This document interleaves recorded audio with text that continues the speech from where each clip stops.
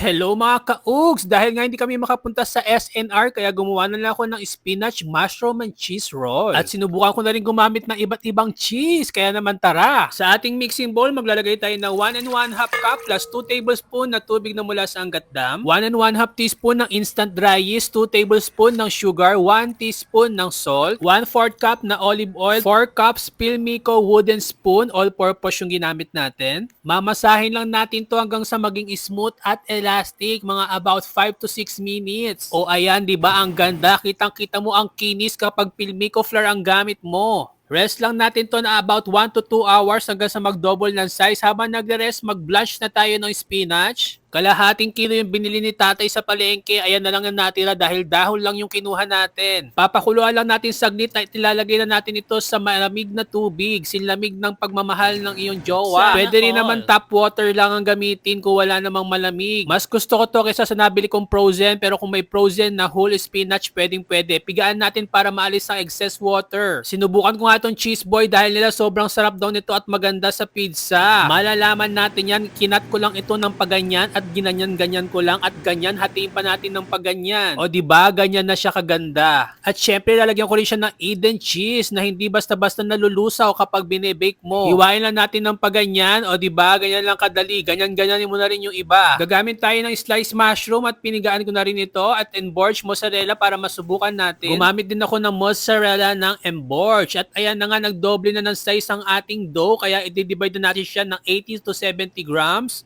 or 70 to 80 grams, baliktad pa. So, ayan, dinivide ko lang ng 10 piraso. Kapag tapos, plinaten ko lang ang ating dough. Huwag ka muna umalis, aalis ka na naman, panoorin mo. Ganito dapat ang gawin mo sa dulo. Pindot-pindutin mo lang siya. Pagkatapos ilagay na ang cheese. May purpose kung bakit ginaganyan natin. Ilagay ko na ang cheese boy, Eden cheese, mushroom na piniga din, spinach, at i-roll na natin ang ating dough. Medyo sikipan mo. Di ba parang ang sarap kapag sinisikipan? Naalala ko na naman tuloy si Crush. At syempre, ito naman ang gamitin natin, mozzarella cheese ng Emborge. After ng mozzarella, naglagay din ako ng Eden cheese. Pagkatapos, ulitin lang natin yung procedure na ginawa natin kanina. So, spinach, mushroom, and then a roll. O diba, ganun nga lang kadali, kagaya nung pag-iwan sa atin ni X. Napaulit-ulit pa pala tayong niloloko. Ilalagay lang natin to sa slightly greased pan, pero ako nilagyan ko ng parchment dahil nga, si Unox oven kasi masyadong makintab ang pan dahil stainless. Guhitan lang natin or hiwaan natin para may vent. Pagtapos ito, diretso na natin i-bake sa preheated oven, 180